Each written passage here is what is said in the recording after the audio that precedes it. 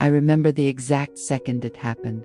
The moment I thought, I can't do this anymore.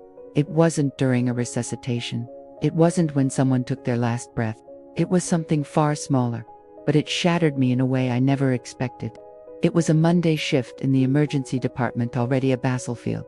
8 patients per nurse, hallways choked with stretchers, monitors screaming, families begging, the air thick with antiseptic, blood, and exhaustion. My name was being called so often over the intercom, I stopped hearing it. I wasn't a nurse anymore, I was a machine. Then, a new admission. An elderly woman, collapsed by the roadside, confused, unstable, alone. I rushed through the motions for vitals, labs, updates. There was no time for gentleness, no time for care, just survival. And before I could catch a breath, the intercom snapped like a whip. Triage code blue incoming. This time a child, unresponsive, CPR in progress. I ran. The next 23 minutes felt like a lifetime. Chest compressions, epinephrine, shocks, again. We fought desperately, ferociously against the silence creeping in, and then, it was over. We lost her. I stood there, drenched in sweat, my gloves sticky with tears that weren't even mine. Around me, the team quietly peeled off, masks hiding broken faces. And then, as if the universe hadn't even noticed a child had just died, a voice cut the air, "Bed 6 needs toileting." And just like that, the world moved on. But I didn't. I walked into the supply room, closed the door, and broke. Not polite tears, not the silent crying you can hide. No, the kind of sobbing that makes your whole body shake.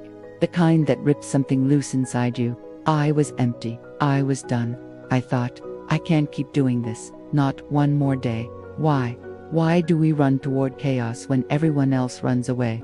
Why give so much when no one sees what it costs us?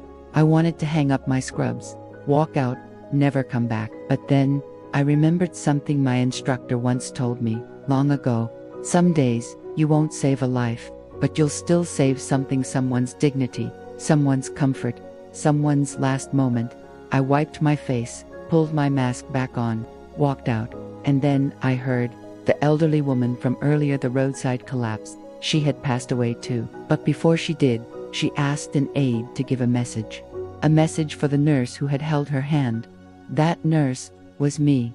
And in that small, fragile gesture of gratitude, I found just enough strength to stay. Learning lessons for healthcare workers. 1. Burnout is real and valid. Take breaks, talk to someone, and know that even invisible work matters. 2. It's okay to fall apart. Strength isn't about never breaking, it's about continuing, even when it hurts. 3. Peer support and self-compassion are vital in this field. You can't pour from an empty cup. Learning lessons from medical and nursing students. 1. This profession will test your limits. Not just your skills, but your heart. 2. Don't expect every day to feel meaningful. Some days, just surviving the shift is the victory. 3. Reflect, journal, and debrief. These practices are not luxuries, they're survival tools. Learning lessons for the public. 1.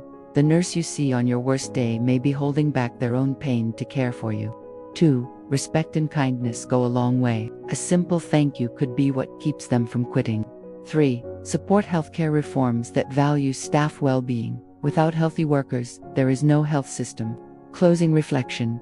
The truth is, not every day in healthcare feels heroic. Some days feel unbearable. Some days end in tears behind a supply room door. But hidden in the smallest moments, handheld, a thank you whispered, we find the reason to return. We don't always save lives, but sometimes we save something just as important: dignity, comfort, humanity, and that, too, is worth staying for.